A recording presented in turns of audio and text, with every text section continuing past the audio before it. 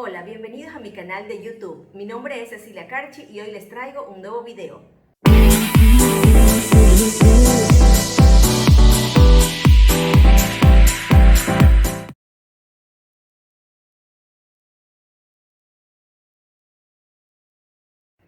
Bien, ¿te has preguntado tú qué significa esto de la estructura gramatical? Siempre que escribes, ¿tienes dificultades para ordenar la frase? No es algo raro, nos sucede a todos. En algún momento de nuestras vidas tenemos dificultad para escribir. Y para ello, ¿qué mejor que escribir siguiendo las normas gramaticales? Es decir, siguiendo la estructura de una oración. Pero ¿qué implica esto de la estructura de una oración? Implica conocer las reglas de la gramática tradicional y ver cuáles son los elementos que integran una oración, las partes que integran una oración. Entonces, vamos al grano. ¿Cuáles son esas partes que integran la oración gramatical? ¿Sí? En primer lugar tenemos el artículo o determinante. Hay algunos autores que lo conocen con el nombre de artículo. Hay artículos determinados e indeterminados, como ustedes conocen, o por lo menos como recuerdan de la etapa del colegio, de la escuela, ¿verdad?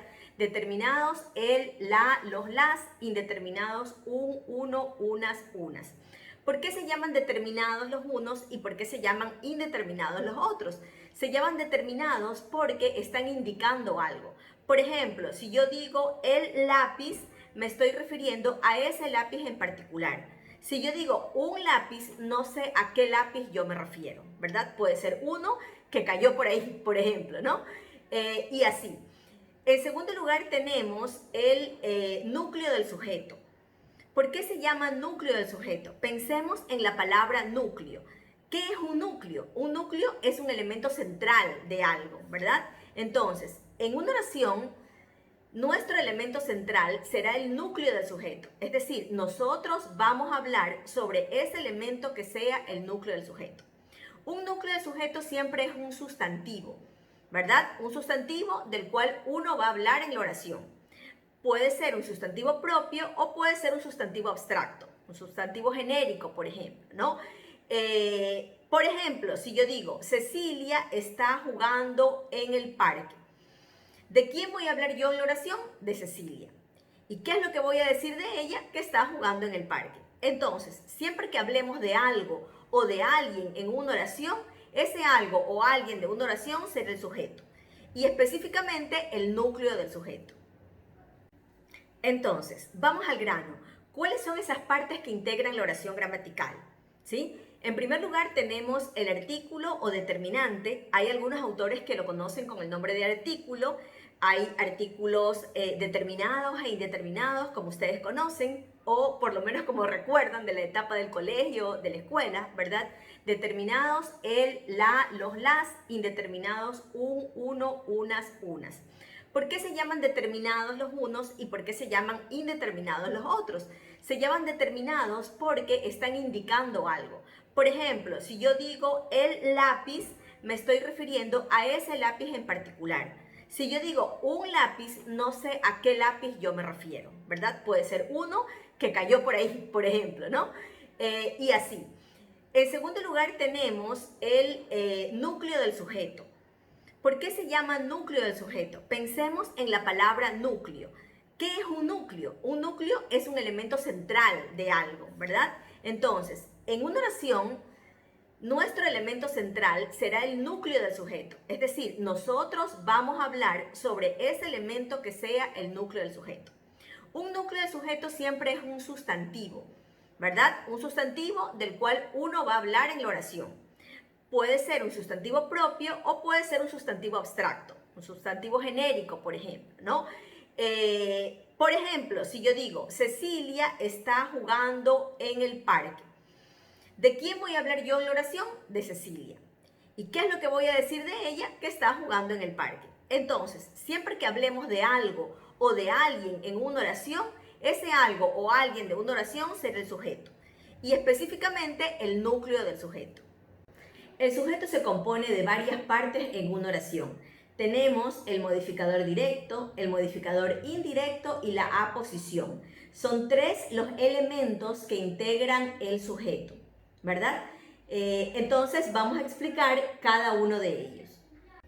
El núcleo del sujeto puede ser un sustantivo o puede ser también un pronombre. Por ejemplo, si yo digo, Cecilia ama los libros, el núcleo del sujeto es Cecilia, ¿verdad? Pero si yo digo, ella ama los libros, yo he reemplazado el nombre de Cecilia por el pronombre ella. Y ella sigue siendo el núcleo del sujeto. Bien, pero para poder identificar el modificador indirecto, necesito primero reconocer cuáles son las preposiciones, es decir, cuál es aquel elemento que me sirve de nexo para unirlo al núcleo. Entonces, recordando un poquito cuáles son las preposiciones, pueden ser a, de, para, de, desde, sin, etcétera, ¿no? Este conjunto, porque son innumerables, hay preposiciones de locación, hay preposiciones de dependencia, hay preposiciones temporales, hay preposiciones locativas, etcétera. Este elemento que me sirve de unión permite unir el modificador indirecto con el núcleo del sujeto. Entonces, regresando a la oración anterior, si yo digo el libro nuevo de Cecilia sería la parte que corresponde al modificador indirecto. Bien, pero la oración no tiene solamente el sujeto, tiene también el predicado. Entonces, como ya hemos revisado todos los elementos que forman parte del sujeto, vamos a ver ahora cuáles son esos elementos que forman parte del predicado. Primero tenemos que empezar por el verbo. Algunas personas, algunos autores llaman al verbo núcleo del predicado. ¿Y por qué lo llaman núcleo del predicado? Porque es la parte más importante del predicado.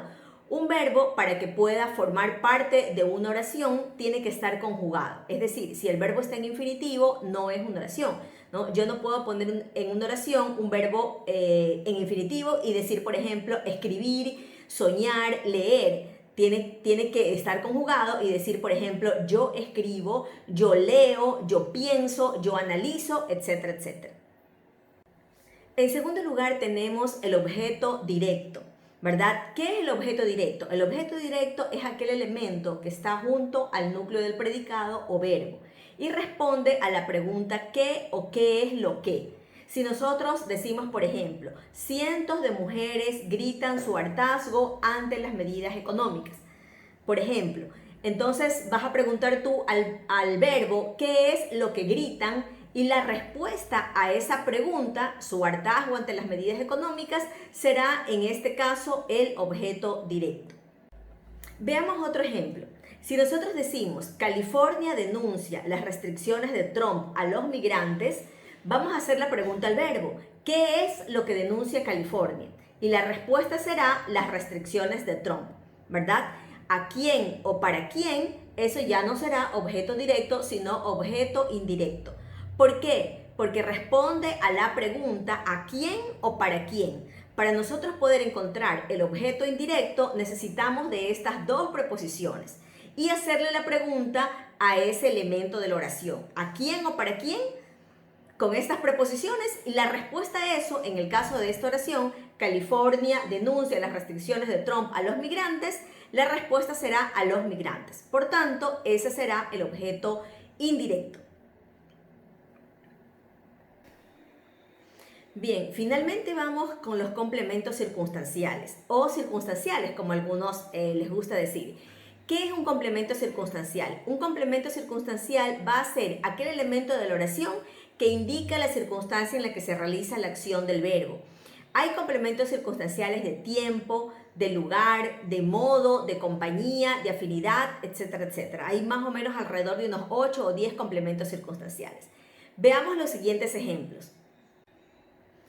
Veamos, si yo digo, por ejemplo, me voy de vacaciones con mi hermana Priscila, el complemento circunstancial será con mi hermana Priscila.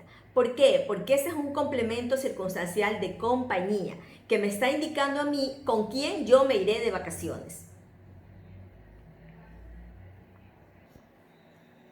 Veamos otro ejemplo. Habíamos estudiado en exceso. En este caso, el complemento circunstancial es en exceso. ¿Por qué? Porque indica el modo en que se realizó. No se dijo poco, no se dijo mucho, se dijo en exceso. Entonces, si nos fijamos bien, en los complementos circunstanciales también juega un papel muy importante las preposiciones. Otra vez, tenemos que recordar cuáles son las preposiciones de, con, hasta, para, por, etcétera, etcétera. Entonces busquemos, indaguemos, si no recordamos, cuáles son las preposiciones, busquemos el diccionario de la Real Academia o cualquier otro diccionario que esté en la web y empecemos a recordar todas esas preposiciones.